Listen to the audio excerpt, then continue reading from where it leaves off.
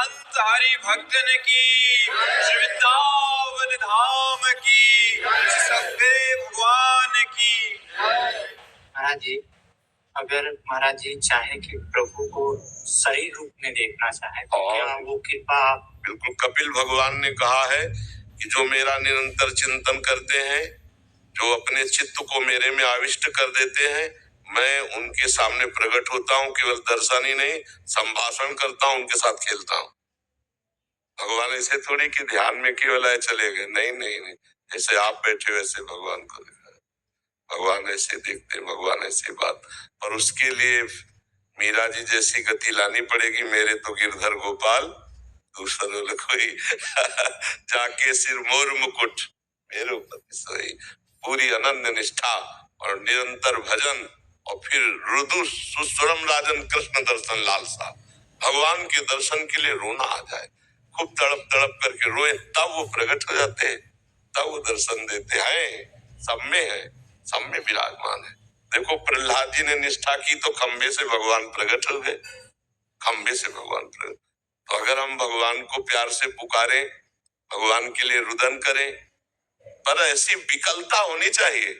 भगवान की प्राप्ति की विकलता ऐसी होनी चाहिए जैसे आपको यमुना जी ले चले और दो आदमी मिलकर आपको दबाएं यमुना जी में, फिर आपको जो सांस लेने की विकलता होगी, समझ रहे ना, आधा मिनट पौन मिनट इतने में ऐसे हो, फिर आपको दबाएं, फिर जो विकलता होगी कि अगर आप श्वास नहीं मिली तो मर जाऊंगा, ऐसी जब विकलता हो कि अब भगवान नहीं मिले तो प्राण निकल जाएंगे, तो भगवान उसी समय मिल जाए। अब वो विकलता होती है। सबका हमारे प्रश्न का उत्तर होता है नाम जप।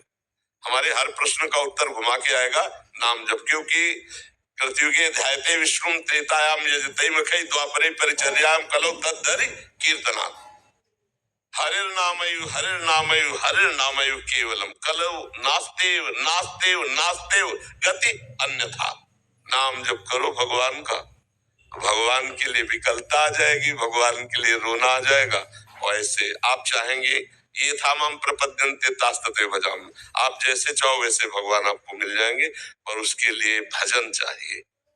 बाजार में एक से एक कीमती चीजें हैं, उसके लिए रुपया चाहिए। ऐसे ही भाव की वस्तु भजन से।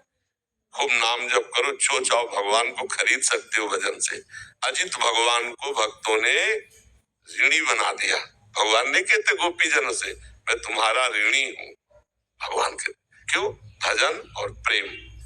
भजन बल से भगवान अजित को बांध लिया। भजन बहुत बड़ी चीज। खूब नाम जप करो, जैसे चाहो वैसे भगवान को देख सकते हो, जिस रूप में चाहो उस रूप में भगवान को देख सकते हैं। सब खूब नाम जप करो, अच्छे आचरण करो, दूसरों को सुख पहुंचाओ, आपको पलट कर मिलेगा वही सुख पलट कर मिलेगा बहुत रूप में। जो दूसरों को दुख देता है, दूसरों को कष्ट देता है, किसी भी जीव को सही, वो पलट कर उसी को कष्ट देता है।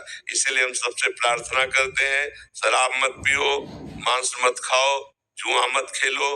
देखो, ये आज बताया यहाँ एक आकर के पीछे वाले बैच में कि बहुत से बच्चे मोबाइल से जुआ खेलते हैं और वो हार जाते हैं और सुस्त कर लेते हैं। ऐसा बड़ी हानि। तो हमको तो ज्ञान ही नहीं था, हमको तो आज ज्ञान हुआ कि मोबाइल से भी जुआ खेला जाता है। अरे मोबाइल वाला तो हमें पता नहीं था, आज पता चला कि मोबाइल से बच्चे जुआ खेलते हैं। तो ना शराब पियो, ना जुआ खेलो, और व्यभिचार प्रवृत्ति नहीं, दूसरे की हिंसा करके मांस खाना नहीं, इससे तुम्हारा जीवन बर्बाद हो जाएगा। सब लोगों से हाथ जोड़कर प्रार्थना है, जीवन को पवित्र बनाओ, तो तुम्हें चिंता शोक भय से अपने आप मुक्ति मिल जाएगी। अब तुम दूसरों जीवों का मांस खाओगे तो तुम्हारे चिंता शोक भय तुम्हें जलाएगी, तुम्हारा मन ही तुमको परेशान कर देगा। जी प्रभु को पाने के लिए साकार निराकार भक्ति में कौन सी भक्ति करते हो? जिसमें मन लग जाए, दोनों हमारे भगवान है। जल और बर्फ में क्या भेद है? जल और बर्फ में कोई भेद है? जल ने जब रूप धारण किया तो बर्फ रूप दिखाई दे रहा है, लेकिन बर्फ में है क्या? जल ही जल तो है ना। तो निराकार साकार वो एक ही ब्रह्म है, उसे आप निराकार भजो या साकार भजो, जिसमें रुचि हो जाए। दोनों हमारे प्रभु के स्वरूप है, जिसमें रुचि हो जाए उसी को भजन करो। श्री विष्णुधर मिश्रा जी। राधे राधे महाराज जी। राधे राधे महाराज जी। महर्षि, संन्यास लेते समय आपको ईश्वरीय प्रसाद की अनुभूति का इतना प्रबल विश्वास कैसे था कि जिसने आपको संन्यास के इस सिद्ध द्वार तक पहुंचा दिया? मतलब पता नहीं क्या था, बच्चा थे ना, जो हम स्कूल से आते और वो बस्ता ऐसे टांगते, तो अम्मा और पिताजी सबकी ध्यान की तरफ वृत्ति आती, लगता सब मरेंगे एक दिन, सब छोड़ेंगे। तो सत्य क्या है? मतलब कहीं ना कहीं पूर्व जन्म का कोई बीज था जो सत्य के लिए हमें प्रेरित करता। सत्य क्या है? फिर कौन साथी है मेरा? आखिरकार मरना ही है, तो फिर सत्य क्या है? खोज करते मन में, क्या क्या सत्य है, क्या सत्य है। रोज शाम के हमारे जो शरीर के बड़े भाई थे, वो भागवत सुनाते थे आधा घंटे पूरा, ऐसे परिवार बैठता था। तो बड़ा सात्विक ऋषिकुल, मतलब मोहल्ले में प्याज लहसुन भी नहीं आता होगा, ऐसा सात्विक कुल। तो उस भागवत से पता चला कि भगवान की प्राप्ति ही जीव का परम लक्ष्य है। तो पूर्व का तप होगा, भजन होगा जरूर, क्योंकि बाल्यावस्था में ऐसी लगन मतलब मुश्किल होती। बस मन ने ठान लिया, 9th पास हुए थे, भागो, संसार से भागो, भगवान की प्राप्ति करनी। हमें ये भी पता नहीं था कि भगवान की प्राप्ति के लिए गुरु बनाया जाता है, संत वर्ण का अभी कुछ ज्ञान नहीं था। बस एक भागो भागो, भाग करके एक नंदेश्वर शंकर जी का धाम है, वहां रुके। तो वहीं से दृढ़ विश्वास विश्वनाथ जी भगवान शंकर ने करा दिया, अब आज जीवन घर नहीं जाना और मुझे भगवान की प्राप्ति करनी। बस सब संयोग बनते चले गए, सदगुरु मिला, बस कहीं अटकने नहीं दिया, कहीं फंसने नहीं दिया। अच्छा, ऐसा जीवन रहा कि कभी पूरे जीवन में वृंदावन के सिवा हमें कभी रसोई से भोजन नहीं मिला कि हम ऐसे बैठे हैं, हमें कोई पवा रहा है, कभी जिंदगी में। या शंकर जी का मंदिर खंडहर, ऐसे घर गृहस्थी में कभी एक रात भी पूरे जीवन में, जवानी पूरी निकल गई, हमारा स्वभाव ऐसे ही था, ऐसे ही बात करना। अगर भिक्षादि के लिए कभी नहीं, कभी किसी से संपर्क नहीं, कोई संपर्क, पूरा जीवन। अब यहाँ 10-12 वर्ष से भगवान ने सेवा दे दी है, तो जैसे वो चलावे उनके हाथ में है। कर तुम अन्यथा कर तुम, ये पूरा जीवन भगवान के द्वारा ही चलाया गया। हमें तो कहीं कुछ नहीं दिखाई दे रहा कि इसमें हम कहीं हैं। बचपन में जब हमें ज्ञान नहीं था, तब वैराग्य दिला दिया, बड़ा कठोर कष्ट में जीवन निपटाते हैं, तो इसमें केवल भगवान को देखा है। अब कहीं मैं नहीं रहा, क्योंकि ना हमें इतना ज्ञान था, ना हमारा कोई साथी था, ना हमारा कोई लक्ष्य बना। पर एक बात ये थी कि अव्यक्त भगवान मुझे घसीट रहे थे और था मुझे भगवत प्राप्ति करनी। ये मुझे सिखाया पढ़ाया ज्ञान नहीं है, ये केवल भगवान के द्वारा प्रेरित किया हुआ, उन्हीं के द्वारा। अब जो जीवन है ये अलग जीवन है, ये ऐसा है कि रिमोट से चल रहा है। पहला जो जीवन था वो भारी तप में जीवन था, बड़ा कष्ट में जीवन था। अब कष्ट में जीवन है और उसकी कष्ट निवारण की सुविधाएं हैं। दर्द है तो दवा मिल जाती है, डायलिसिस हो रहा है, सर्दी गर्मी बरसात भूख प्यास गाली अपमान, कोई उसके लिए सब कुछ सहना। पर हर समय हमारे साथ भगवान रहे, हमको बोध रहा है। हर समय भगवान का द्वितीय प्यार दिखाई देता है। कभी कभी अपमान जब होता, लोग गालियां देते गंगा किनारे जैसे, तो आकाश की तरफ देखते कि भगवान तो सह जाओ, टूटना नहीं, चुप, सह जाओ, अंदर से आता सह जाओ, वही सारे। अब देखो लाखों नेत्रों से भगवान प्यार कर रहे हैं, कितने लोग प्यार कर रहे हैं, क्या संबंध है हमारा, क्या है हम, कुछ नहीं। लेकिन मेरे मालिक इतने रूपों में प्यार कर रहे हैं, जिसको देखो वही आनंदित हो रहा है देख के, वही नाच रहा है। ये क्या है? मेरे भगवान मुझे प्यार दे रहे। जिन्होंने कहा था चुप सह जा, वही इतने रूपों में जय हो राधा राधा, ऐसे मेरे भगवान इतने रूपों में प्यार कर रहे हैं। तो कहीं हम नहीं थे ना संन्यास लेने में, कहीं हम नहीं थे इतना कठोर जीवन व्यतीत करने में, और कहीं हम नहीं है इन सुविधाओं में। मेरे भगवान का केवल चल रहा है। कभी ऐसे पूरे संसार में एक भी व्यक्ति मेरा नहीं है और पूरे संसार में हमें सब तरफ से प्यार मिल रहा है क्योंकि मेरे भगवान सब रूपों में प्यार कर रहे हैं, ऐसा देख रहे हैं। कहीं हम न साधना करने में थे, न कहीं हम इस वृंदावन की इस स्थिति में है। मेरे प्रभु सब कर रहे और वो हम केवल देखते जा रहे हैं कि मेरे प्रभु क्या करा रहे, क्या बुलवा रहे, क्या दिखवा रहे। समझ पा रहे हो हमारी बात? हम कहीं संन्यास में नहीं थे, नहीं तो जो जीवन व्यतीत हुआ वो तीनों काल, सर्दी गर्मी बरसात, गंगा स्नान करना, कई कई दिन मतलब 7-7 दिन हो जाते भोजन नहीं मिलता गंगा किनारे, पर कभी मन निराश नहीं हुआ कि चलो घर लौट चलते हैं। पूरा जीवन हो गया, घर से निकले ना, एक बार भी घर में बैठ के भोजन नहीं किया। पूरी जिंदगी हो गई जन्मभूमि नहीं, माता पिता सब पधार गए, कभी हमें पता नहीं, कभी हमें सूचना नहीं, कभी कोई मतलब, बिल्कुल असंग जीवन व्यतीत। अब व्यवहार में प्रभु उतार रहे, इतना व्यवहार तो ये कि जीवन का अंतिम समय है, जो भगवान करवा ले, उन्हीं का खेल चल रहा है। ऐसे चले हैं, ऐसे तो हमें ऐसे चलाया भगवान ने अपनी गोद में। कोई हमारा शिक्षक मित्र कभी नहीं, दूर से जैसे कहीं संत वचन हो रहे तो हम बहुत अलर्ट रहते थे, सावधान। दूर से सुना है, 100 हाथ दूर से, मतलब की बात जो मिली पकड़ लिया, खत्म।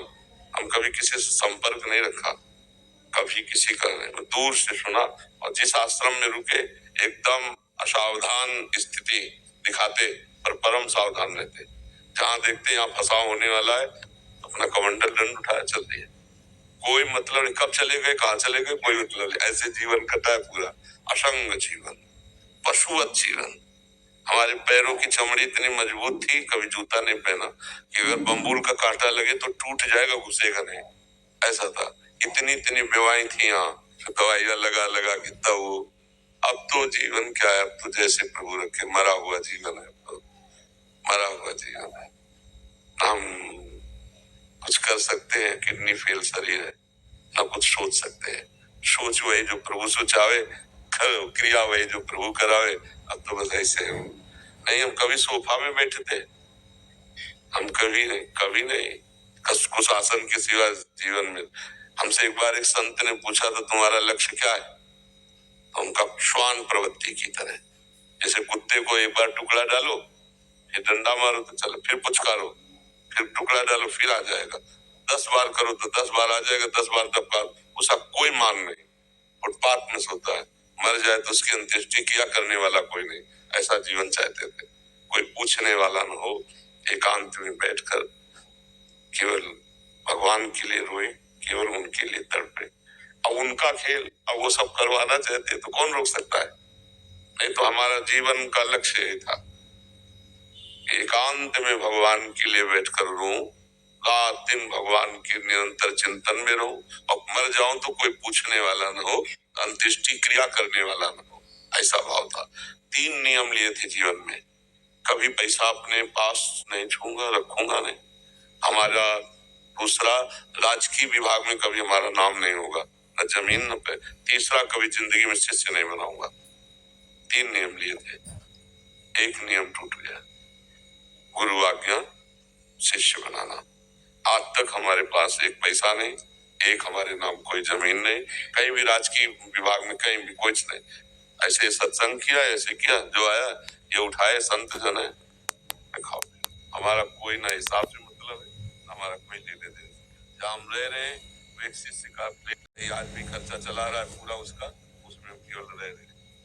जो गाड़ी है वो आने जाने के लिए 2-3 शिष्यों की है खड़ी, जिसमें बैठो चले आओ, छोड़। ना हमारा गाड़ी, ना रुपया, ना पैसा। एक चीज में ये जो शिष्य व एक गुरु आज्ञा हुई, मंत्र दो, शिष्य बनाओ। जीवन का जो फिर अब लगा कि जिनकी वस्तु है वो करवाना चाहते, इसलिए हो रही नहीं। पक्का समझो, हमारा प्रवचन करना, एकांतिक का उत्तर देना, समाज, ये हमारा स्वभाव नहीं था, स्वभाव नहीं था। पशुवत एकदम जीवन। और कभी हम किसी से प्यार से बात नहीं की, पीछे जो 10-12 वर्ष के पहले ब्रजवासी जन मिले उनसे पूछ लेना, कभी प्यार से बात नहीं। अगर किसी ने राधे श्याम कहा तुम बनाया, उत्तर दे दिया, नहीं दिया, अरे क्या बात है, ऐसे बात की दोबारा हमारे सामने खड़ा ना हो। ना काहू से दोस्ती ना काहू से बैर, पर फुसकार रखनी, काटना किसी को है नहीं, पर फुसकार रखनी जिससे कोई प्यार न कर पाए। आज तक कोई दोस्त नहीं, आज तक किसी से, ये हमारे भगवान का हमारे स्वभाव में नहीं था। अगर कोई हमारी वार्ता हुई और कोई ऐसे 150 रुपया रखे तो हम डांट देते थे, बनिया की दुकान समझे, भगवान की चर्चा सुनी जा, अपने दिमाग में धारण कर, पूरा जीवन ऐसे। ये वो उसी का लाभ आपको मिल रहा है, ये भी बात सुनो। हम कोई पढ़े लिखे ग्रेजुएट नहीं है, हम वो कोई व्याकरणाचार्य और शास्त्री नहीं है, जो जीवन में मिला है उसी का लाभ आपको मिल रहा है। भगवान ही हमारे संन्यास दिलाने वाले थे, भगवान ही हमारे जीवन को निर्वाह करने वाले थे, आज भी भगवान ही हमारे जीवन का निर्वाह कर रहे हैं। और हमारा यह अंतिम जन्म है, और हमारा जन्म ऐसे होता है ना कि हम छक गए, हमें पता चल जाता है ना, ऐसे हम छक गए, हमें अंदर से पता चल, बार बार अंदर से हो गया, बस अब इंतजार है शरीर छूटने का, जो सेवा बल जाए उसका शरीर छूटा, अपने मां स्वरूप में स्थित है पक्का। तरुण काबरा जी, सिंगापुर। श्री रविंद्र, राधे राधे महाराज जी। महाराज जी, बार बार पढ़ते हैं, सुनते हैं कि संसार दुखालयम और अशाश्वतम है, पर यहाँ से रस बुद्धि हट नहीं रही, प्रभु को मानते हैं पर उनसे प्रेम नहीं हो रहा, ये सब कैसे बदले महाराज जी हमारे अंतःकरण की स्थिति? देखो, वास्तविक बात है कि अभी हम कुछ नहीं जानते, संसार झूठा है ऐसा नहीं जानते। नहीं, हम आपको प्रमाण दें, 2000 रुपए की एक अटैची आपके सामने रखें, आप उस पर प्यार करके दिखाओ, रुपया ही तो है, क्योंकि बंद हो चुका है।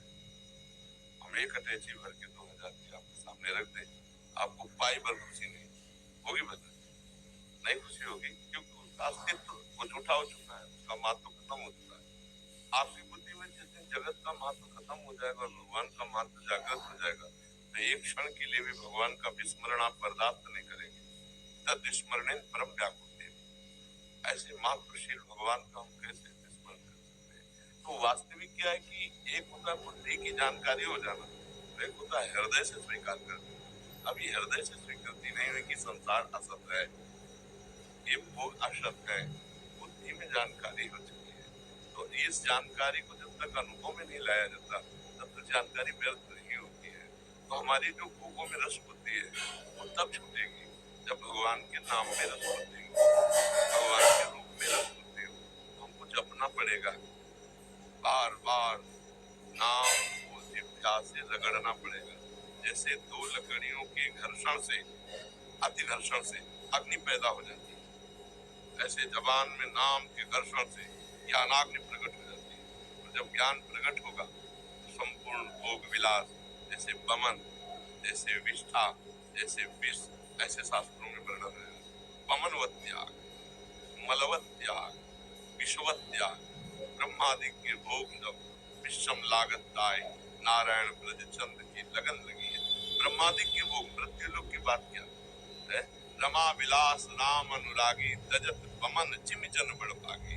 भगवान के बड़भागी भक्त त्रिभुवन के भोग वैभव लक्ष्मी को ऐसे त्याग देते हैं जैसे बमन की तरफ कोई नहीं देखता है। ऐसा मलवत त्याग कर देते जैसे मल त्याग का अहंकार नहीं होता, ऐसे बड़े त्याग का भी अहंकार नहीं। कैसे? नाम करें तो आप नाम जब उठते बैठते चलते फिरते जितना नाम जप करोगे उतना ही ज्ञान प्रकाशित होगा, जितना सच्चा ज्ञान होगा उतना ही जगत का राग छूटेगा।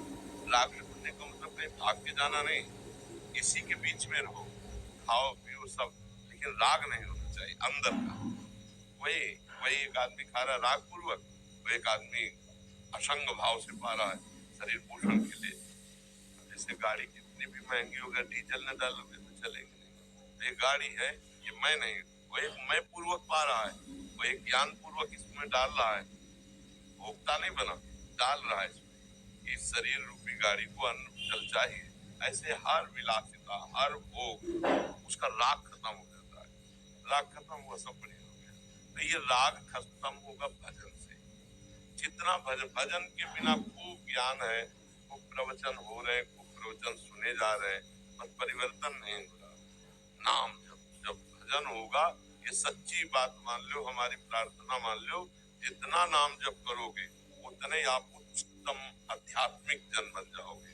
और नाम जप नहीं तो आप योग वाशिष्ठ वेदांत गीता ये सब कंठस्थ कर लो, लेकिन जिस समय जो भोग चाहेगा वो आपको गिरा देगा, रौंद देगा। उससे बचने के लिए नाम बल है कितना। और जब के देख लो, अब मन नाम में नहीं लगेगा और नाम में लग गया तो बेड़ा पार हो गया। नाम कलयुग केवल नाम आधारा, सुमिर सुमिर नर उतर पारा। खूब नाम जप करो। हमारी मान लो कलिकाल है और कोई साधन काम में आने वाला नहीं। देखो हम खूब जानते हैं कि संसार झूठा है, पर पूरा समय उसी झूठे के चिंतन और भोग में जा रहा है। देख लो आप, ज्ञान होना बड़ा कठिन बात है। ज्ञान की बातें कर लेना, ज्ञान की बातें पढ़ लेना एक अलग बात है, लेकिन समय पर ज्ञान प्रयोग में आ जाए, ये यार असत है, ये असत को क्या भोगे। ऐसा ज्ञान अंदर आ जाए और रुचि ना हो, तब माने कि अध्यात्म का कोई रंग चढ़ा है। पर अध्यात्म का रंग ऐसा बिना भजन के लिए चलेगा। वो भजन करो, और भजन करने के लिए पवित्र भोजन और पवित्र आचरण। अगर व्यभिचार, अपवित्र आचरण और गंदा भोजन, तो विश्वास कीजिए भजन में रुचि नहीं होगी। पवित्र भोजन, पवित्र आचरण तो भजन, और जब भजन तो फिर भगवान की प्राप्ति, दिव्य ज्ञान, दिव्य आनंद सब नाम में छुपा हुआ है। जो आपको नाम प्रिय, राम कृष्ण हरि जो नाम प्रिय, वो खूब नाम बार बार जपिए, पवित्र आहार कीजिए और पवित्र आचरण रखिए। चरित्र पवित्र, भोजन पवित्र, भजन खूब डट के होगा। भजन डट के हुआ तो माया से मुक्त हो जाओगे। और अपवित्र आचरण, अपवित्र भोजन, तो भजन नहीं होगा, भोग प्रवृत्ति भागती रहेगी तो मन खिन्न हो जाएगा, भजन में नहीं लगेगा। इसलिए ये भी ध्यान रखना है कि हमारा चरित्र पवित्र हो, हमारा भोजन पवित्र। मोना दुबे जी, हांगकांग से। राधा राधा। राधा वल्लभ श्री हरिवंश महाराज जी। महाराज जी, जो बदला नहीं जा सकता उसे स्वीकार कैसे किया जाए और उसमें ही खुश रहना कैसे क्या सीखा? नहीं बदला जा सकता। महाराज जी जैसे जो चाहते हैं कि बच्चों के साथ जैसे ऐसा नहीं होना चाहिए, लेकिन फिर भी हो रहा है, देख करके दुख हो रहा है। लेकिन विचार बदला जा सकता है ना। दुख और सुख को अनुभव करने वाला विचार है। उसी विचार को यदि भगवत प्राण कर दें तो भारी से भारी दुख में भी हम सुख का अनुभव करेंगे। मानव प्रारब्ध नहीं बदला जा सकता, विचार तो बदला जा सकता है। क्यों? और सुख और दुख विचार में है। दुख नहीं बदला जा सकता प्रारब्ध दुख का, लेकिन विचार तो बदला जा सकता है। अगर विचार हमारा भगवान में है तो फिर हमें दुख कैसे हो सकता है। आनंद समुद्र भगवान है। विचार हमारा शरीर में है और क्रियाओं में है, तब तो चाहे कोई स्वस्थ शरीर भी हो तो भी उसे दुख होता। चिंता, शोक, ये नाना प्रकार की उद्विग्नताएं, भय, विषाद, ये हट नहीं सकता। देहाभिमानी कभी इनसे नहीं हट सकता। कोई भले पूरी बात कहे मैं सुखी हूँ, लेकिन हमारा शास्त्र कहता है, हमारे ऋषियों ने कहा है, जब तक चित्त को भगवदाकार नहीं किया जा सकता तब तक चिंता, शोक, भय, उद्विग्न, विषाद इनसे नहीं बचा जा सकता। हम विचार तो बदल सकते हैं ना, और वो विचार बदलने के लिए विवेक चाहिए, और विवेक मिलता है सत्संग में। बिन सत्संग विवेक न होई। सत्संग मिला, विवेक हमारा जागृत हो रहा है, नाम जप करें, अब सब कुछ बदल सकते हैं। हमारा मनुष्य जीवन कोई पशु जीवन है। परिस्थितियां आती हैं, परिस्थितियों को हम सुख भाव में परिवर्तित कर सकते हैं। अगर हम भगवान से न जुड़े हों तो अभी दुख है, दुख है। हमें पाई वर्ष दुख नहीं, पाई वर्ष दुख नहीं, एकदम मस्त एकदम, क्योंकि हमारे प्रीतम, हमारे प्यारे प्राणनाथ प्रभु, उनका स्मरण, उनसे चित्त का जुड़ना, ये नाशवान शरीर का जो दुख, सुख, मान अपमान है, ये व्यापता है। अगर चित्त भगवान में नहीं है, लाख उपाय कर लो, लाख रुपया जमा कर लो, लाखों उन्नति की सब डिग्रियां ले लो, कुछ शांति नहीं मिलने वाली। गोस्वामी जी सरल भाषा में कह रहे, तब लगी कुशल न जीव कहूं, सपने हूँ मन विश्राम, जब लगी भजत न राम कहूँ, शोक धाम तज काम। शोकों का खजाना कामना, जब तक कामनाओं का त्याग करके जीव भगवान का भजन नहीं करता, तब लगी कुशल न जीव को, सपने मन विश्राम। स्वप्न में भी मन विश्राम को प्राप्त नहीं हो सकता। इसलिए आनंद की प्राप्ति, प्रसन्नता की प्राप्ति एकमात्र भगवान के नाम का चिंतन, रूप का चिंतन, लीला का चिंतन, गुणों का चिंतन, या समस्त चिंतनों को त्याग करके स्वरूप स्थिति, ज्ञान मार्ग, भक्ति मार्ग, योग मार्ग, यही स्थापित की है भगवान ने आनंद के लिए। तो हम ऐसा जो बदल नहीं सकते तो उसको हम विचार के द्वारा मंगलमय बना सकते हैं। भारी से भारी दुख परिस्थिति भी हमें सच्चिदानंद भगवान के सुख से अलग नहीं कर सकती। अगर सच्चिदानंद सुख नहीं मिला तो ये पार्थिव सुख हमें संतोष नहीं दे सकते, क्योंकि हम भगवत स्वरूप हैं। भगवत स्वरूप चैतन्य घन अविनाशी को ये प्राकृतिक विनाशी सुखों से कभी तृप्ति न हुई है, न होगी। इतिहास साक्षी है। बड़े बड़े चक्रवर्ती सम्राटों का चरित्र पढ़कर देख लीजिए कि उन्हें जो देव सुख मिले उससे भी उनको तृप्ति नहीं। अरे देवराजेंद्र को तृप्ति नहीं, वे महात्मा की कुटिया में जाकर के गंदा आचरण करता है। देवराजेंद्र होकर के गौतम ऋषि के आश्रम में जा, इतनी बड़ी सुख सुविधाएं, उसको तृप्ति मिली क्या? लोग सोचते हैं स्वर्ग जाएंगे, अप्सराएं। अरे स्वर्ग का स्वामी मृत्यु लोक के महात्मा की कुटिया में जाके गलत आचरण करने का प्रयास किया। तो आप सब जानते हैं उस कथा को, गौतम ऋषि और अहिल्या के चरित्र। तो त्रिभुवन में कौन ऐसा जो देवराजेंद्र से बढ़कर भोग विलासता एकत्रित कर सके? वो त्रिभुवन पति है, फिर भी उसको शांति नहीं, क्योंकि चित्त भगवान में है। इसलिए सार बात है, यहाँ की परिस्थितियां दो कर्मों से बनती हैं, शुभ कर्म और अशुभ कर्म।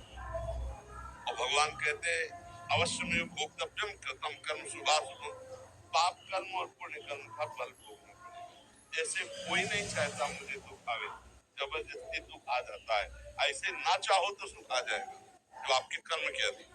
लेकिन भगवत प्राप्ति कर्म के अधीन नहीं, भगवत प्राप्ति क्रियाओं से नहीं, वो मन स्वरूप है। विचार से जितना उत्तम स्वीकृति, उत्तम विचार, वो शास्त्र स्वाध्याय, सत्संग, नाम जप, नाना प्रकार की जो भागवतिक सेवाएं उनके द्वारा पवित्र अंतःकरण से, तो हमारा विचार जो है वो परमानंद में हो जाता है। विचार ही दुख सुख को देने वाले हैं, क्रियाओं में दुख सुख नहीं है, विचार में। हम कई बार सुनाया, वर्षा हुई, किसान की खेती लहलाए, बड़ा प्रसन्न हुआ, उसको सुख मिला। और कुम्हार के पात्र रखे थे, वो सब भेज करके बेकार हो गए और वो दुखी हो गए। एक ही क्रिया से एक सुखी हो रहा है, वो एक दुखी हो रहा है।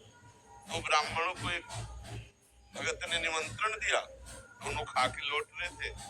एक का मुंह बहुत उदास था, एक का प्रसन्न था। पूछा, भाई आप उदास क्यों है, वो आप प्रसन्न क्यों?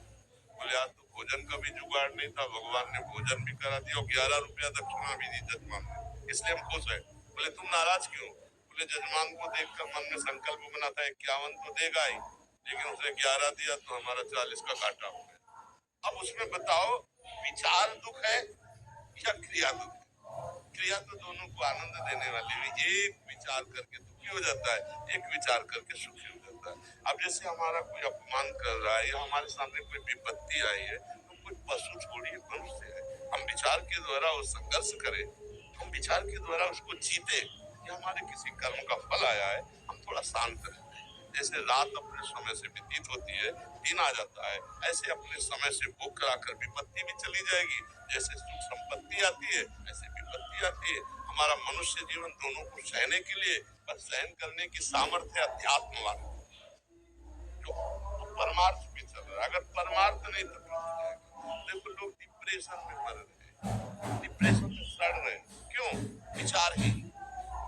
विचारहीनता बढ़ती चली जा रही, नकारात्मक सोच, बस भय, चिंता, शोक। मनुष्य जीवन सच्चिदानंद भगवान के स्वरूप अंश कहाँ फंस गए? इसलिए उठो, सत्संग सुनो, नाम जप करो, शास्त्र स्वाध्याय करो, परोपकार करो। अभी देखो, नकारात्मक विचार आनंद प्रदान करने लगेंगे, नकारात्मक विचार ही दुख देते हैं।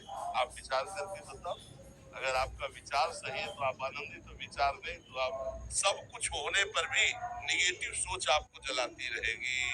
पाप कर्म करने वाला कभी भय रहित नहीं होता, शोक रहित नहीं होता, विषाद रहित नहीं होता, अपने आप मनुष्य को दंड देता रहता है।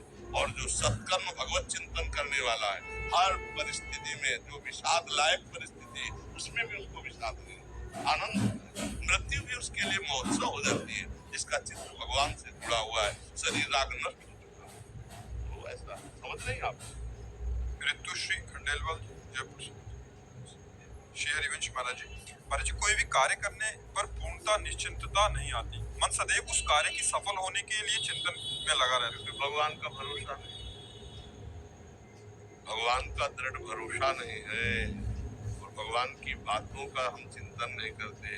भगवान ने कहा कर्मण्येवाधिकारस्ते मा फलेषु कदाचन, फल के विषय में चिंता करोगे फंस जाओगे, फलासक्ति ये नया जन्म करवा देगी। इसलिए बहुत सावधान, फल की तरफ समान रहो। सुख दुखे समय कृत्वा लाभा लाभो जया जयो, जय पराजय में, सुख दुख में, लाभ हानि में, फल में समान भाव रखो। कर्म में भगवान के लिए हम कर रहे हैं, भगवत प्रीत्यर्थ कर्म कर रहे हैं, अभी आनंद आने लगेगा। अपने लिए कर्म कर रहे हैं, हमें ये फल की प्राप्ति हो, उसमें प्रारब्ध टांग मार सकता है। आपका पूरा प्रारब्ध होगा तो लाख रुपए करो, आप सफल नहीं हो पा सकते।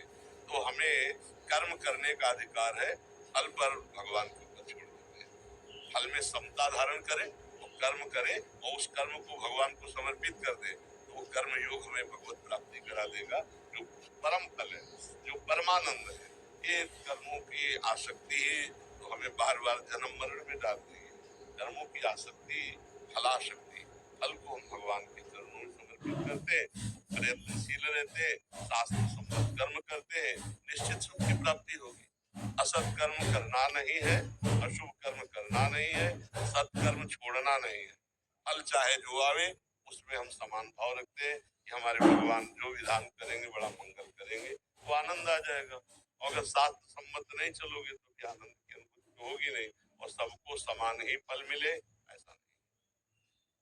एक ही कर्म लाखों लोग कर रहे हैं, किसी को उत्तम फल मिलता है, किसी को मध्यम मिलता है, किसी को निकृष्ट मिलता है, किसी को मिलता ही नहीं मिलता। खूब हम दिखावे आपको पढ़े लिखे डिग्री लिए घूम रहे, कोई नौकरी नहीं, प्रारब्ध काम कर रहा पूर्व का। फल की तरफ अगर हम तभी तो हम भी परेशान हो जाते हैं। आदमी तभी ये शरीर नाश तक की बात सोच लेता है। नहीं, अब किसान आदमी पूरा फल में आसक्त है, पूरी फसल नष्ट हो गई, सोचा अब तो बेकार हो गए। विद्यार्थी पूरा, और जब वो फेल हुआ तो अपने को कई जगह ऐसा व्यापार। कल वो हम यहाँ भगत बैठे हुए बता रहे थे कि आजकल मोबाइल में जुआ खेला जाता है, हमको तो पता ही नहीं। तो उन्होंने बताया कि इससे लोग शरीर नाश भी कर रहे हैं, कि लाखों रुपए करोड़ों रुपए हार जाते हैं, कि अपना शरीर नाश कर लेते हैं।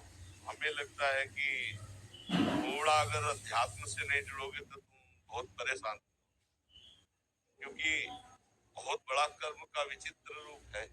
ऐसा थोड़ी कि आप मेहनत कर रहे फल मिल ही जाएगा, नहीं मिले, एक पाई नहीं मिलेगा, ऐसा भी हो सकता है। सरसों की फसल, हम लोग किसानों, सरसों की फसल 10 बीघा सरसों बाकी खड़ी है। अब सुबह काटना है, शाम के बादल आ गए और वर्षा शुरू हो गई। अब सबके प्राण सूख गए कि वर्षा में खुल जाएगी और जहां सूर्योदय हुआ वो सब चिटिक जाएगी, सब बेकार चली जाएगी, एक भी दाना नहीं मिलेगा सब। अब वो किसान पे ऐसे कितने आप क्षेत्र हैं, आप देखो ना कितने व्यापार हैं, कितने ऐसे क्षेत्र हैं जहां हमारा प्रयत्न जो है निष्फल हो जाता है और हमको असंतोष आने लगता है। अध्यात्म बचाएगा उस समय। अगर अध्यात्म से नहीं जुड़े, भगवान से नहीं जुड़े, तो ये जो घटनाएं सुनने को मिलती है कि विद्यार्थी ने शरीर पूरा कर दिया, या किसी किसान ने शरीर पूरा कर दिया, या किसी व्यापारी ने, कई तरह से ऐसे असंतोष प्रकट हो जाते हैं। हमारा जीना केवल भोगों के लिए नहीं है, हमारा मनुष्य जीवन बहुत अच्छा। शरीर छोड़ना अगर अंतिम फाइनल होता तो सब छोड़ दे, का परेशानी झेले, लेकिन फाइनल तो नहीं है ना। एक और नया कर्म बन गया, बहुत दुर्गति होती है शरीर छोड़ने वाले की। इससे हमारे शास्त्र कहते हैं और सबसे बड़ा अपराध है शरीर को नष्ट करना, सबसे बड़ा अपराध। और ऐसे को बहुत बुरी दुर्गति प्राप्त होती, प्रेतादि दुनिया जहाँ पानी भी पीने को नहीं मिलता। तो हमें लगता है अध्यात्म से जुड़े तो समझ में आएगा। कभी भगवान के वचनों से जो अमृत टपक रहा है, गीता का कर्मयोग सुने, कर्मयोग पढ़े, तब तो समझ में आए। इसीलिए कोई शास्त्र स्वाध्याय कहाँ कोई कर रहा है। अच्छा, सही माने में शास्त्रों का उपदेश भी मिलना कठिन है, क्योंकि अगर हम शास्त्रों से अर्थ दोहन की भावना रखेंगे, सम्मान की भावना रखेंगे, तो हमें शास्त्र का अर्थ समझ में नहीं आएगा। शास्त्र का अर्थ समझ में तभी आएगा जब हम अध्यात्म को जानना चाहें, भगवान को पाना चाहें, वो शब्द खोल देंगे। नहीं तो पढ़ जाओ, कंठस्थ कर लो, दूसरे को सुना दो, लेकिन तुम्हारे आचरण एकदम अपवित्र होंगे। जो बोल रहे हो उसके विपरीत आचरण होंगे। जब तक भगवत प्राप्ति लक्ष्य नहीं बनता, तब तक शास्त्र का सही माने में अर्थ पता नहीं चलता है। तो हमें लगता है कि बड़े महापुरुषों ने जो टीकाएं की है, तो गीता जी पढ़ो, सत्संग सुनो, और जो कर्म है उसे करो, लेकिन फल में समान भाव रखो। फल में समान भाव वही रख सकता है जिसका भगवान से संबंध जागृत हो चुका है कि ठीक है, आज ऐसी समस्या है, असफलता है, भगवान कर्तुम अकर्तुम अन्यथा कर्तुम सर्व समर्थ है।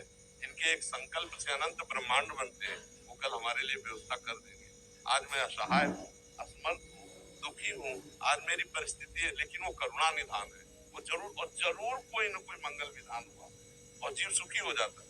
सुदामा जी के खाने को नहीं था, द्वारिकाधीश पर दृढ़ भरोसा था ना, तो जैसी द्वारिकापुरी वैसी सुदामापुरी बनी ना। ये पक्का समझो, भगवान महान लक्ष्मीपति है। तो जिसका भगवान से संबंध स्वीकृत होता है, वो हर परिस्थिति को झेल जाता है। यार आज ऐसा है तो कल भगवान मंगल विधान करेंगे। अब भगवान से संबंध है नहीं, वो परिस्थितियों से को केवल अपना सुख दुख माना था कि अब की बार जो फसल हुई, अब तो हम निहाल हो जाएंगे, और उसके विपरीत हो गया। अब वो क्या, अब उसको ये लगता है अब तो शरीर पूरा कर दे, बेटी का ब्याह था, बच्चों की पढ़ाई, हर तरह। हम कहते हैं अगर उस समय भगवान का भरोसा है तो कोई ऐसा रास्ता निकल आएगा जिससे सब सहज में हो जाए, सब सहज में हो जाएगा। भगवान बहुत कृपालु है, सबके हृदय में बैठे, एक एक सेकंड सबको देख रहे, सबको देख रहे। इसलिए हमें लगता है भगवान का आश्रय लिया जाए, कर्म फल में समान भाव रखा जाए, और खूब नाम जप करो, सत्संग जरूर सुनो। हाँ, और अगर आपकी रुचि बन जाए तो गीता जी ले आओ। देखो श्री स्वामी राम सुखदास जी ने बहुत बढ़िया टीका की है, साधक संजीवनी उसका नाम। आप गीता प्रेस से मंगवा लीजिए, कर्म योग आप पढ़ करके देखिए, बहुत सुंदर टीका की है, तो आपको समझ में आ जाएगा, फलाशक्ति का नाश हो जाएगा। शास्त्र स्वाध्याय संतों के वचनों से बहुत सुंदर विवेक उत्पन्न होता है, और विवेक ही हमको कर्म बंधनों से बचा सकता है। टीका लिखा तो है, आपने बताया था 2 साल पहले टीका, लेकिन अभी समझ नहीं आ रहा है। आप समझ कैसे है कि बुद्धि और पवित्र तो कैसे, और उसकी टीका को कुछ समय पहले हमने थोड़ा सा सत्संग किया है, महीना 2 महीना तो उसमें किया है, वो सुनो, वो समझ में आ जाएगा, क्योंकि हम अपनी भाषा में बोलते हैं जैसे गाँव की भाषा में, वो सहज भाषा में समझ में आ जाएगा। उसके समझने के लिए बच्चा बताया ना, जब तक भगवान से अपना संबंध स्वीकृत नहीं होगा, भगवत प्राप्ति लक्ष्य नहीं होगा, तब तो ऊपर से निकल जाएगा, सब समझ ही लिया नहीं ना, ऐसा समझ जाता है ना। हाँ, उसके लिए विद्वता नहीं चाहिए, उसके लिए अंदर का भाव चाहिए। और पढ़ते रहो, सुनते रहो, नाम जप करते रहो, समझ में आने लगेगा। और सही समझ तो तब होती जब भगवान समझाते हैं, सही जाने जे देव जलाई और जानत तुम्हें। सच्चा ज्ञान तो भगवान ही हृदय से देते। लगे रहो, कभी न कभी जगत गुरु कृपा करेंगे और ज्ञान प्रकाशित से जुड़े ना, कहते बड़ा कुछ जीवन खराब आपने सब सुना। नहीं, भगवान सब संभालते हैं, हम सब भगवान के दास है, उनकी कृपा से सबका मंगल होता है। निमित्त वो किसी को बना दे, मंगल बहुत तो वही है। हाँ, वो जो हमारा मंगल कर रहे वही आपका मंगल कर रहे। हाँ, ये जरूर है कि वो इस शरीर को निमित्त बनाकर इससे बुलवा रहे, तो आपको लग रहा है इधर नहीं, इधर नहीं, वो भगवान से ही रहा है, निमित्त किसी को बना सकते हैं। डॉक्टर रोहित जी, राधे राधे महाराज जी। महाराज जी, मैं निरंतर रूप से भगवान के मंदिर व नाम जप भी करता हूँ। महाराज जी, निरंतर रूप से भगवान के मंदिर व निरंतर रूप से भगवान के मंदिर, इसका अर्थ हमने समझे। मैं निरंतर मंदिर जाता हूँ। निरंतर नहीं, नित्य, क्योंकि निरंतर शब्द अलग है, उसका अर्थ अलग है। निरंतर माने होता है अव्यावृत, अखंड। मंदिर में हर समय बैठे रहते हैं, तो उसमें भी अखंड नहीं हो सकता, क्योंकि शौचालय जाओगे, लघुशंका जाओगे, उसे हम निरंतर नहीं कह सकते, नित्य। अब नित्य, महाराज जी, मैं नित्य भगवान के मंदिर व नाम जप करता हूँ। महाराज जी, बचपन से ही स्वप्न अब में। नाम जप में तुम्हें कितना नाम जप करते हैं? 1 माला भी करता हूँ। 1 माला में कितना समय लगता है? 30 से 40 है? 40 से 40। अरे यार, 24 मिनट तो कम से कम दे, 24 घंटे बेईमानी क्यों करते? 24 मिनट समय दो माला में, जितने माला हो जाए। आज से 24 मिनट तो 24 घंटे में, ठीक है? पक्का 24 मिनट नाम जप करोगे, जितने माला हो जाए। माला नहीं जानते पर 24 मिनट तुम्हें जप करना है। अच्छा, मंदिर जाते हो तो क्या करते हो? मैं जयपुर में श्री गोविंद देव जी का मंदिर है। मैं महाराज जी वहाँ पर कीर्तन होता है वहाँ, तो उस कीर्तन को मैं अटेंड करता हूँ। ठीक है। पहला काम, जब ठाकुर जी के सामने गए, पहले हाथ जोड़े, फिर साष्टांग दंडवत किए, फिर ठाकुर जी के मंदिर की 4 परिक्रमा की, फिर कीर्तन में बैठ गए, फिर प्रणाम करके वापस लौट गए। ठीक है ना? रोज से इतना करना, 24 मिनट नाम जप करना, और कभी किसी का अहित मत करना। डॉक्टर हो, जो भी मरीज आवे, जिस भी विधान से, जो भाई अलग अलग विधान है ना, कि कोई होम्योपैथी, कोई, अब हमें तो पता नहीं कौन से आप डॉक्टर हो, कौन से डॉक्टर हो? मैं फिजियोथेरेपिस्ट हूँ। ये क्या होता है? हाँ, तो मरीज को भगवान का स्वरूप मान कर, क्योंकि भगवान सबके अंदर है, इतना ज्ञान है, आप उसकी डॉक्टरी कीजिए। उचित जो भेंट है वो जीवन यापन के लिए ले लीजिए। 24 मिनट नाम जपना शुरू कीजिए। मंदिर में जैसे कहा वैसे जाइए। फिर आगे 1 महीने बाद कभी आना हो ना, तो हमें बताना कि लाभ आपको क्या हुआ है। ये आध्यात्मिक दवाई है, इसमें पक्का जैसा हम कहे वैसा चलो। फिर देखना, एक बार श्री कृष्ण को साष्टांग जो प्रणाम करता है, उन्हीं को गोविंद देव जी कहते हैं। वही मदन मोहन, वही बाक्य बिहारी, वही राधा रमण, वही राधा वल्लभ है। एको कृष्ण कृतः प्रणामो दशाश्वमेधा अवधेन तुल्यः दशाश्वमेधि पुनरेपि जन्म कृष्ण प्रणामी न पुनर्भवाय। एक बार भगवान श्री कृष्ण को साष्टांग दंडवत करने से 10 अश्वमेध यज्ञ के अवघृत स्नान का फल मिलता है।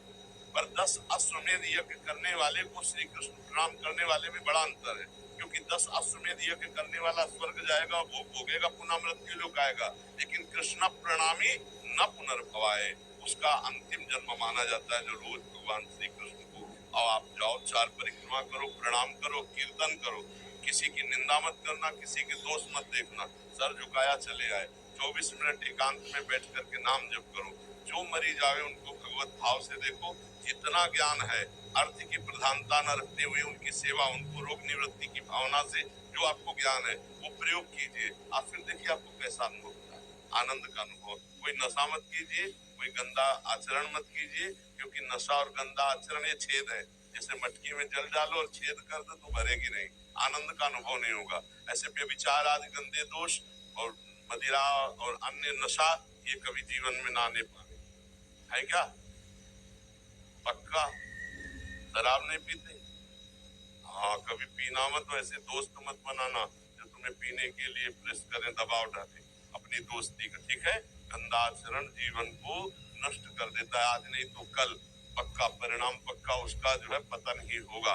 इसलिए व्यभिचार और व्यसन, इन दोनों से बचते हुए जैसा कहा वैसे चलो। फिर कभी मिलना, बताना कैसी दवा रही, कैसा आनंद आपको लगा, ठीक है?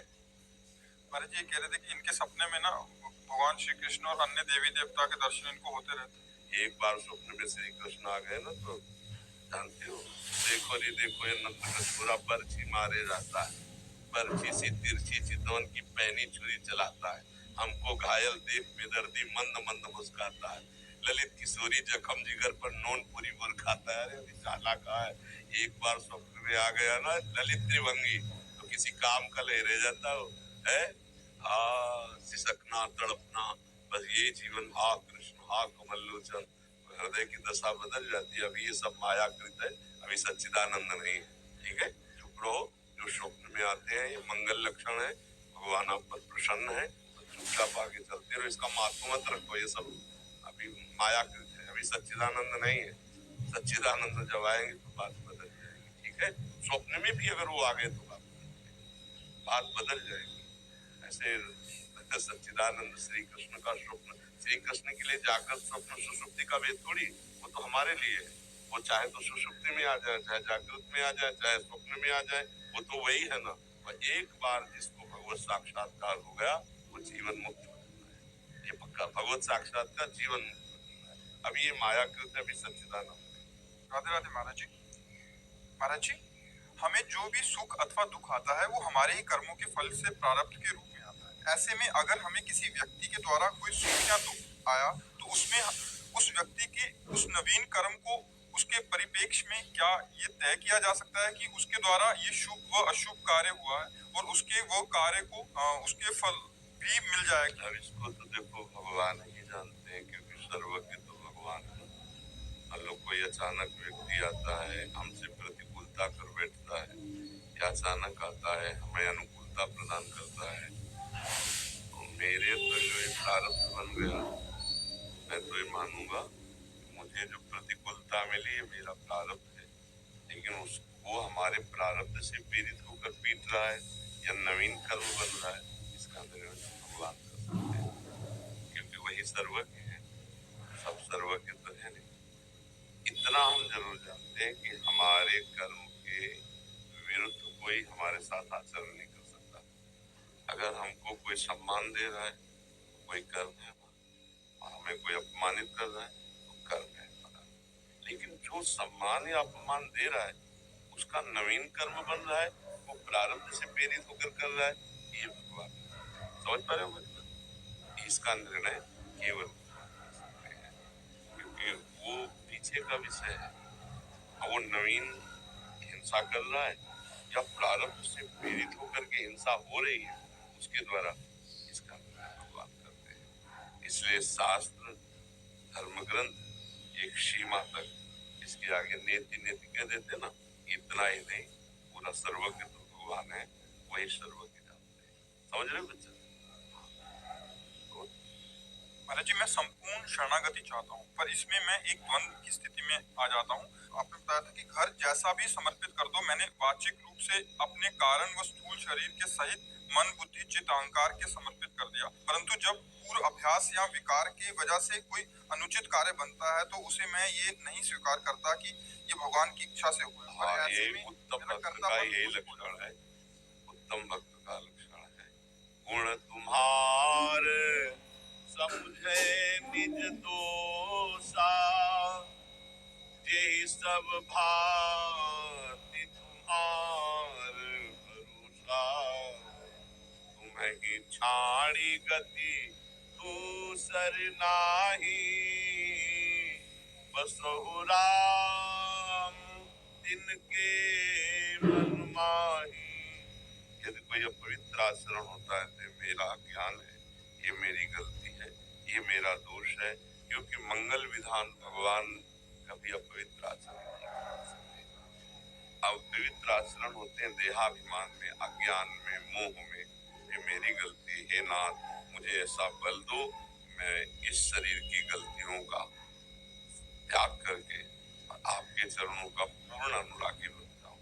ये बिल्कुल ऐसा ही सबके हृदय में होता है जो भक्त। पूर्ण समर्पण की ओर जाते हैं तो इसमें कर्ता तत्व तो रह जाता है। अगर जैसे देखो, अगर कर्ता तत्व का लय करना है तो समर्पण क्रिया करनी पड़ेगी, क्योंकि ये कर्ता तत्व तो बना ही हुआ है, तो कर्ता सहित दे दो ना। जैसे बिका हुआ घर का नौकर होता है, वो पेमेंट नहीं लेता। अनुचित कार्य प्रभु से प्रार्थना करो ना, प्रभु से विनय करो कि प्रभु मेरे इस अहम में जो दोष है इसे निर्दोष कर दो। मत चित्ता सर्वदुर्गाणि मत प्रसादात् तरिष्यति। जब हम भगवान को चित्त अर्पित कर देते हैं, भगवान की कृपा से सारे दोष नष्ट हो जाते हैं। मत चित्ता, हम जब भगवान से चित्त हटाकर विषय चिंतन करते हैं, कोई विषय क्रिया पहले नहीं होती, पहले उसका चिंतन होता है, पहले उसका संकल्प होता है ना। आप सब देखिए, कोई भी क्रिया करने के पहले संपूर्ण क्रिया होगी चिंतन में, फिर एकदम लालसा संकल्प बनेगा, तो वो बाह्य क्रिया होगी। ध्यायतो विषयान् पुंसात् संगात् तेषु उपजायते, संगात् संजायते कामः, कामात् क्रोधो विजायते, क्रोधात् भवति सम्मोहः, सम्मोहः स्मृति विभ्रमा, स्मृति विभ्रंशात् बुद्धिनाशात्। ऐसे नहीं हो जाता, पहले विषयों का ध्यान होता है, उसका चिंतन होता है, फिर उसके संग की हमारे अंदर लालसा पैदा होती है, कामना होती है, कामना की पूर्ति में लोभ बढ़ता है, कामना की अपूर्ति में बाधा पड़ने पर क्रोध बढ़ता है, मूढ़ता दोनों से छा जाती है, लोभ से भी और क्रोध से भी। हानि ही हानि है। तो हम भगवान में चित्त आविष्ट नहीं किए। उस समय जब हम विषय चिंतन कर रहे थे तो हमने विचार क्यों नहीं किया कि हम शरणागत हैं, हमें शरण का चिंतन होना चाहिए, विषय चिंतन नहीं। हे नाथ बचाओ मेरा मन विषय चिंतन। मत चित्ता सर्वदुर्गाणि, आगे मत प्रसादात दृश्यति, मेरी कृपा से पार होता है। प्रयास आप करो, कृपा भगवान की, विश्वास पक्का कल्याण होगा। समझ रहे? अगर कल्याण न करना होता तो तुम नवीन बच्चे को ये सद्ज्ञान ही न देते भगवान। भगवान चाहते हैं तुम्हारा कल्याण, तुम साधु समागम प्राप्त कर रहे हो, शरणागत होना चाहते हो, निर्द्वंद अवस्था में जाना, बड़ी कृपा है। बस शांत भाव से थोड़ी जो त्रुटि है उसको संभाल लो। जो हमारा मन विषयों की तरफ जा रहा है उसको चिंतन करने का पूरा एकांत अवसर न दे। एकांत अवसर, अब 10 मिनट आप उसी में डूब गए हो जो डुबुआ रहा है, ये तो गलत है। जहाँ डुबुआ राधा राधा राधा, वो कहेगा चुप रहो, इस समय कुछ मत बोलो, हमारी बात सुनो, हम तुम्हें बड़ा सुख प्रदान करेंगे। उसके सुख प्रलोभन में आप मत आइए, नाम चलाते रहे, नाम बाहरो दिवस से। फिर कौन आपको बाधा पहुंचे? जिसके पहरेदार नाम है इनका आप नष्ट हो सकता है। बहुत अच्छे साधन पे चल रहे हो, बहुत अच्छे बच्चे हो, संभाल के निकलो। विषयों में, गलत चिंतन में जो हमारा समय है उसको हमें बाधित करना है, विषय चिंतन नहीं करने देना, इंद्रियों को स्वच्छंद नहीं छोड़ना है। वो कैसे? वो नाम से, भगवान का नाम जब जाओ, आपको गंदी बात राधा राधा राधा राधा देखना वो जलाएगा, बस स्वीकृति मत दो, चिंतन मत होने दो। भगवान का चिंतन जहाँ हुआ, जीव भगवदाकार वृत्ति, ये मन भगवान में, बुद्धि भगवान में, चित्त भगवान में, अहंकार भगवान में, बहुत आनंद का विषय है। बस धैर्य पूर्वक चलते हो, बहुत सही चल रहे हो, बहुत सही चल रहे हो। भगवान की बड़ी कृपा है तुम्हारे ऊपर। शांत भाव से आगे बढ़ते चले जाओ। कहीं कोई दिखावा, कहीं कोई बड़ाई का, मान का भाव ना आने पावे। ये मार्ग में एक अच्छे सदगृहस्थ संत के रूप में प्रकाशित कर देंगे। सदगृहस्थ संत, अंदर साधुता, बाहर से गृहस्थी का वेश, बहुत बढ़िया। ठीक है। अच्छा।